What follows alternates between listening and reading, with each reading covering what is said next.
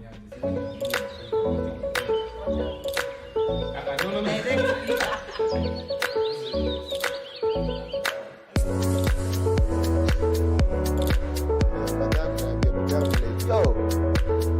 was good in this. You saw it nikiwa class 3, uliona nikiwa class 1. Why didn't you give time and attention to that?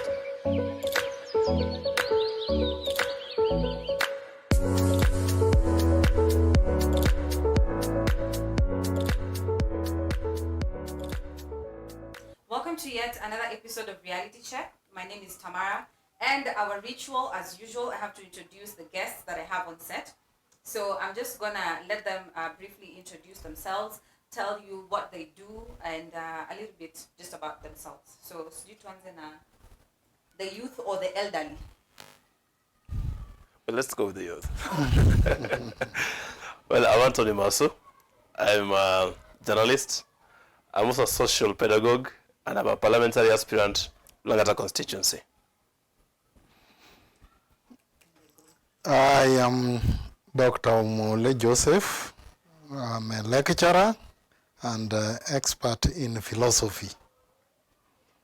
And I am Dr. Nixon Lumwagi.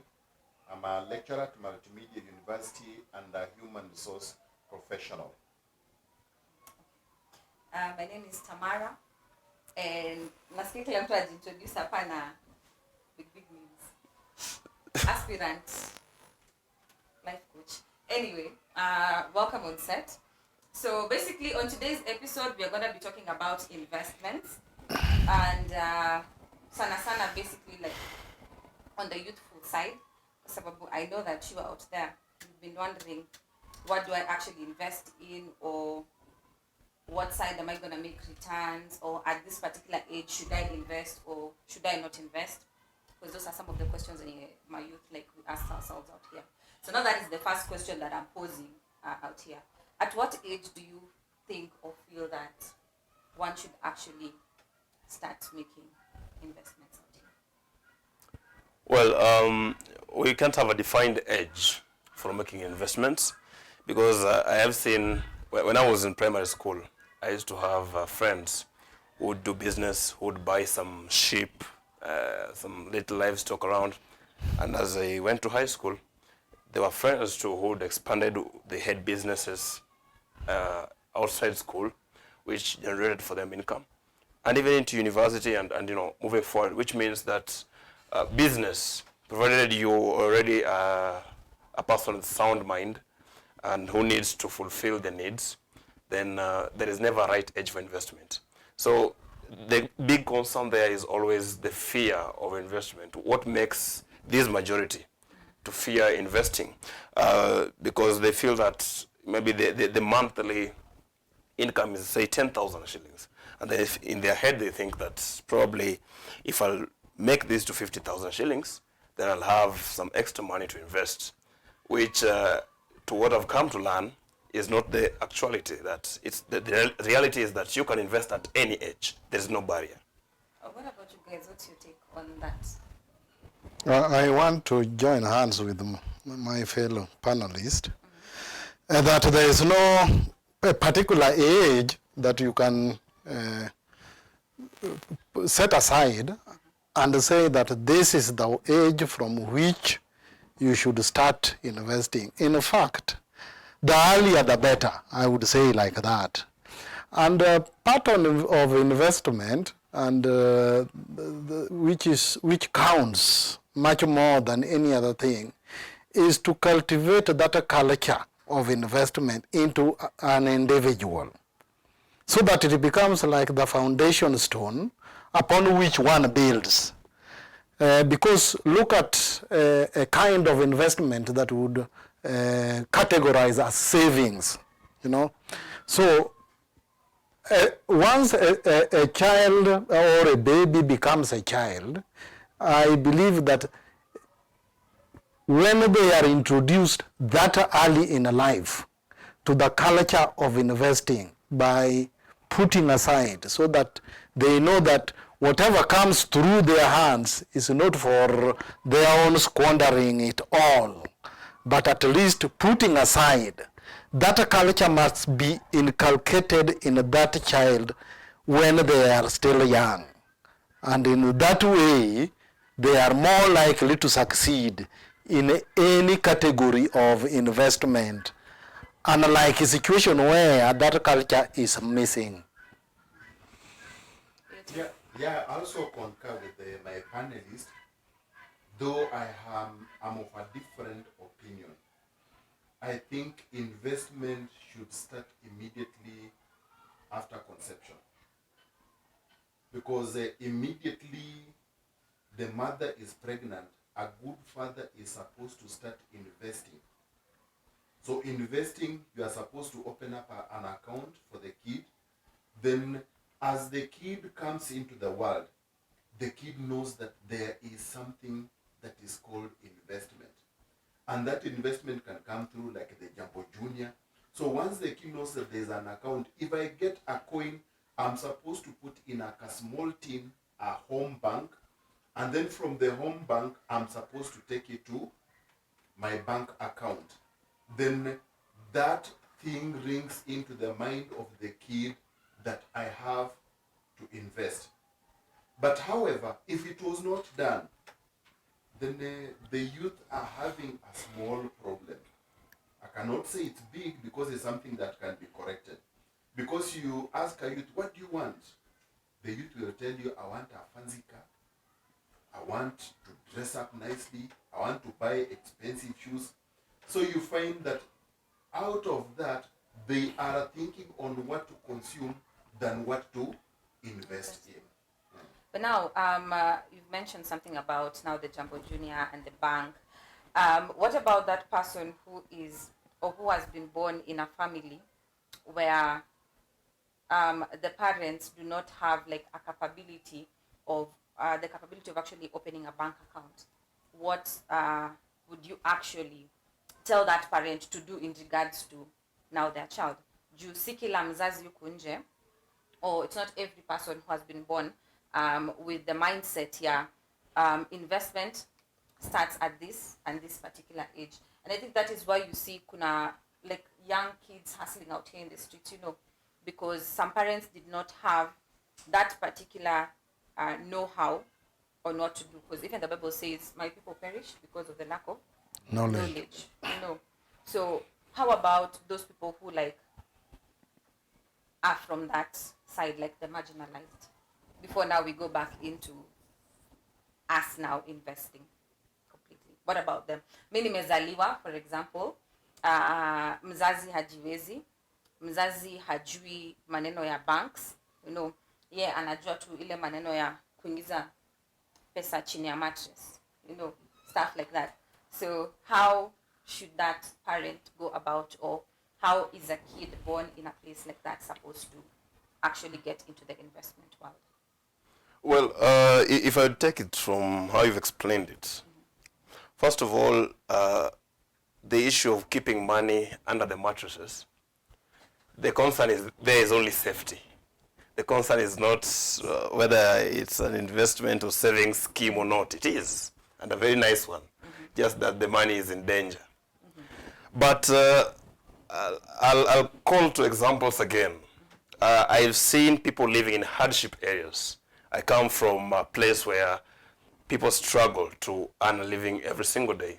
I've come from a place where I see children as young as 12, 13, 14, going into gold mines to try and make something for themselves, and parents having to till the farms of other people to make money. So if I'm in the right frame of reasoning, then investment is about saving the least or what you earn, okay, away from your expenses. So if you think you live a little large, you have to cut back some of these expenses and try to invest around. We have people in those places where we live, in our small towns back there. I come from Migori. There are people who control that economy, and they're not the elites who went to school and moved out of the area. No, they are the locals there, okay? So among the locals, there are people who decided to save the little they had, start their businesses, and they're thriving and flourishing in that place. Okay, some of them don't have the elite information that we have access to. Okay, some of them can hardly read, but they cultivated that culture of saving and investing, and they're expanding their businesses. So when we go back there with whatever we get from the city, we have to spend their money in their businesses, and they continue saving and growing their wealth. And we can't compare ourselves to them. They're doing good. Okay, true, Yeah. true. Now let me ask you this side the question now. At what particular age, I'm sorry for getting like a bit personal, at what age did you actually make your first investment? When I was born, I got when there was a small tin. In fact, that time this money bank were not there. So I was being told that this money, it is supposed to buy you a Christmas Gift. gift or cloth. So I'm supposed to buy cloth out of that, and then on 26th, I'm supposed to buy a gift for somebody. So now it forced me, anytime I get, even if it's a shilling, I would put in that tin. I would put in that tin. So by the time I was around 15, by the time I was 15, I was able to buy for somebody a gift, and I knew that if I want to buy for myself shoes, I need to save. So that's the time I started investing. Well, on my part, it was as early as I could remember. More or less like his story. No, we would have those teams where you would put something small, that a change that came. If you are sent to the local shops, and then you come back with some coins, then you would be directed to put it there. Mine was not as personal, but it was like the family. Yeah. But going back to your original question, I think the concept that we should work with and we should really stress for the youth is that you cannot escape the matter of discipline in issues to do with investment. Because one thing that investment abhors is this issue of excuse, you know. Yeah, it abhors excuse.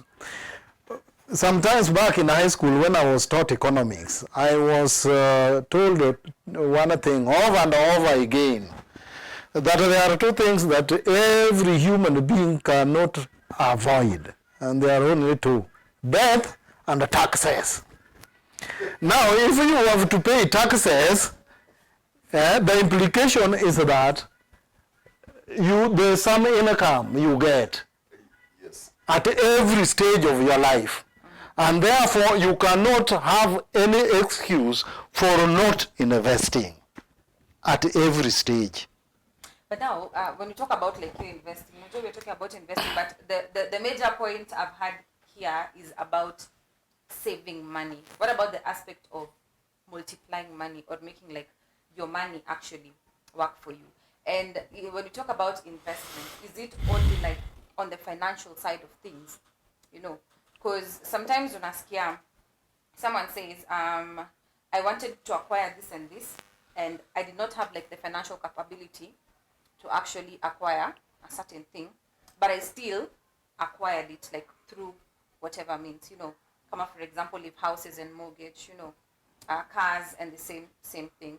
So when you talk about the investment side of things, is it only about the aspect of saving or the aspect of making your money multiply also? I think the most important thing, and one that should come first, whether you like it or not, you have to have that attitude of saving. And then after the attitude of saving, now you look at it, how is that money going to multiply? Well, I don't know if I can chip in on something. That at this stage, I believe that financial education now should become as common as basic mathematics to nursery school kids. Because, like you rightly observed, saving and then putting up a business is the normal way of doing things for most people. But the economy is opening up. There are other ways of investing. There are other ways of acquiring financial capital to even do business. But not all people have access to such information. And that is why we need to start breaking down this information and being able to give it to people at the lowest levels of the economy, because we are trying to transform our country, ensure that we reduce poverty in every corner of the country. And one way of doing that is ensuring that people have that financial information.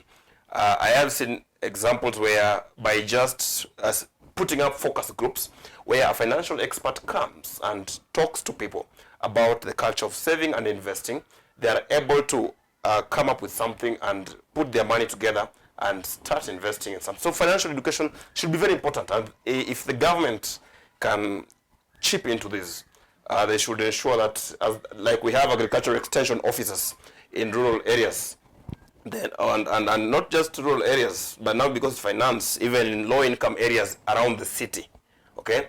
We have experts talking to these people all the time on finances. Yes, and also over and above that, I think given that there are different categories of investment, usually they go back to those the traditional factors of production, which are labor, land, entrepreneurship, and capital. Yeah, so if you look at those traditional factors of production, certainly they will give you different categories of investment. So that when we are talking about investment, it's not merely the capital side or financial, because financial will fall under that. But these other sides must also be looked at, so that the interest and the focus should not only be one. For example, when a parent is using a lot of money to educate the children, certainly this is a mode of investment. Yeah, because he or she is looking towards the future.